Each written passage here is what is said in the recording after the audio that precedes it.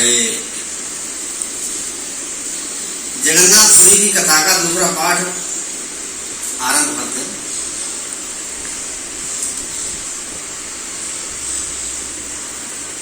जब साहिब ने समुद्र को अपना वो स्वरूप दिखाया कि जिस स्वरूप से समुद्र को पैदा किया था, समुद्र ने साहिब के चरण पकड़ लिए और बोला कि महाराज मेरा बदला अधूरा रह गया। साहिब कहते हैं कि इस पृथ्वी पे जिस तारीख से मैंने सृष्टि की रचना की है, उस तारीख से बदला कभी किसी का नहीं रखा।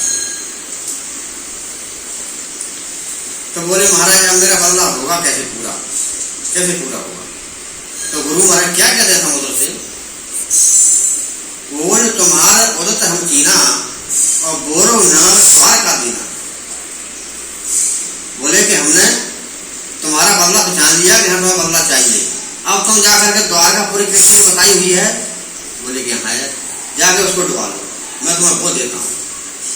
समुद्र बहुत खुश होकर के पलट के गया और द्वारकापुरी कृष्ण उसको कृष्ण वाली बसाई हुई और समुद्र ने डुबा दी। वो आज भी डूबी हुई है। उसी बात को लेकर के कई वीडियो बने हुए हैं, कहते हैं हकीकत मिलती है, वो मिलती नहीं है, वो हकीकत है। वो समुद्र में ये पूरी नगरी पूरी द्वारकापुरी है। ये दंड फंड तो वहां का हुआ। अब कबीर साहब वहां से चले गए।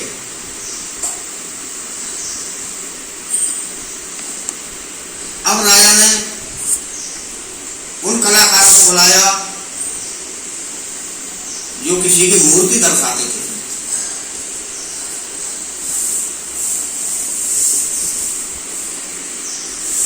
पहले भी कैमरा नहीं चलते थे, हाथ से चित्रकला बनाते थे, तो बहुत कारीगर अच्छे थे। तो जैसे शकल चेहरा शरीर होता था वो वैसे ही बिल्कुल बना देते थे। तो उनको बुलाया, बोले भाई मंदिर बनकर तैयार हो गया है, अब इसमें मूर्ति बनानी है, तो उसका चित्र बनाइए आप। अब वो कारीगर बोले कि राजन हमें बताइए तो सही कि हम किस प्रकार का चित्र बनाएं। अब यहां राजा की बोलती बंद हो गई। राजा कहने लगा कि मैं क्या बताऊं, किस प्रकार का चित्र बनाना है। ये समस्या राजा के सामने बहुत बड़ी खड़ी हो गई। उन्होंने बिल्कुल स्पष्ट रूप से मना कर दिया कि राजन अगर आप नहीं बताएंगे, नहीं दर्शाएंगे, हम चित्र नहीं बना सकते। बोले वहां चले गए, राजा के पास कोई जवाब नहीं था। अब राजा ने वही दिमाग लगाया और अपने संतरियों को भेजा कि उन महात्मा को बोलो, उनके अलावा ये कार्य पूरा कोई नहीं कर सकता। गुरु महाराज ये बात जानते थे कि अभी मंदिर का काम पूरा नहीं हुआ है, मुझे कार्य नहीं करना है, क्योंकि वो तो पार ब्रह्म परमेश्वर है, अंतर्यामी है, हर घटती हर मन की जानते हैं। बस सिर्फ जानते नहीं है तो हम पृथ्वी के मनुष्य, हमारे अंदर वो दिमाग में गोबर भरा हुआ है, हम नहीं समझ पाते। अहंकार भरा है, अभिमान भरा है। परमात्मा को पाने के लिए छोड़ना हुआ।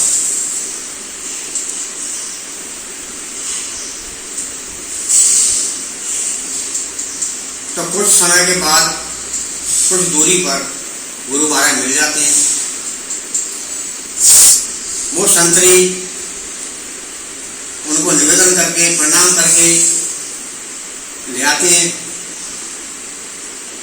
राजा उनको सिंहासन देते हैं, बिठालते हैं और कहते हैं हाथ जोड़ के प्रणाम करके, प्रभु ये बहुत जटिल समस्या मेरे सामने खड़ी हो गई है, अब मैं मूर्ति किस रूप की बनाऊं या बनवाऊं,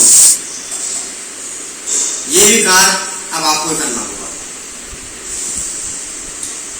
गुरु महाराज ने कहा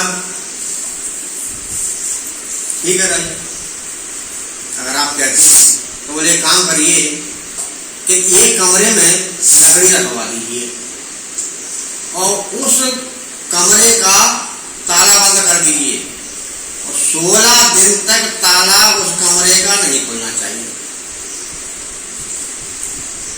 गुरु महाराज के कथन के अनुसार राजा ने वैसा नहीं किया। वहां हुआ क्या कि 10 दिन निकल गए थे, 10वां दिन था। गोरखनाथ उस समय मौजूद था। गोरखनाथ को ये बात पता लग गई कि राजा की जब मूर्ति बन गई। गोरखनाथ दौड़ के आया कि हे राजन, तुम्हारे यहाँ मूर्ति बन गई। बोले कि भैया मुझे नहीं पता मूर्ति बन रही है कि नहीं बन रही, मुझे तो जैसा आदेश मिला है मैं उसी आदेश का पालन कर रहा हूं। तो बोले कहाँ है, मुझे देखनी है। बोले महाराज उन्होंने कहा था, महात्मा जी ने, कवि साहब ने, कि इस कमरे में लकड़ी लगवा दो और इसका ताला बंद कर दो। मैंने वो कार्य कर दिया है, तो उस ताले को खोलो। गोरखनाथ बोला ताले को खोलो। बोले कि नहीं, मुझे 16 दिन तक आदेश नहीं है। 10 दिन आज हो गए हैं और 6 दिन बकाई हो रहे हैं। महाराज आपकी पूरी सेवा होगी, आप जहाँ रहिए, आपकी व्यवस्था कर देता हूँ। 6 दिन के बाद आप देख लीजिएगा। बोले कि नहीं, अगर आप मुझे नहीं दर्शन कराओगे तो मैं शराब दे दूंगा। बहुत जटिल समस्या खड़ी हो रही है सामने। उधर गुरु महाराज का वचन पूरा पालन करना है और जो शराब की दोष दे रहा है गोरखनाथ। तो उन्होंने कहा, राजा इंद्र दमन ने कि हे गोरखनाथ जी, बोले आप दे लीजिए चाबी। मैं तो नहीं बोल सकता हूँ, नहीं खुलवा सकता हूँ, आप खुद अपने हाथों से खोल लीजिए। गोरखनाथ ने वो कमरे की चाबी लेकर सब खोल ली।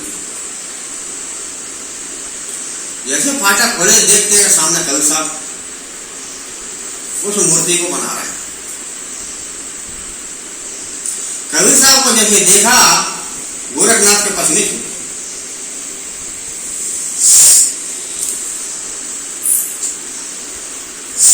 अब वो मूर्ति बन तो गई थी, लेकिन उसके जन से काम नहीं बने थे। ये मुद्दे मुद्दे रह गए। तो कवि साहब बोले कि गोरखनाथ, अब ये मूर्ति पूरी नहीं हो सकती। और 3 लाइन बहुत बुरा किया। आज के बाद इस मूर्ति की जोगी कोई दर्शन नहीं करेगा, क्योंकि गोरखनाथ जोगी था।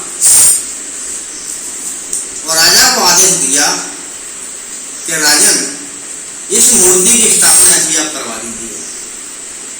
तो आज जगन्नाथ में, उस मंदिर में, वो बिगड़ हाथों वाली मूर्ति पधरी हुई है और वो स्वयं कबीर साहब ने अपने हाथों से बनाई थी।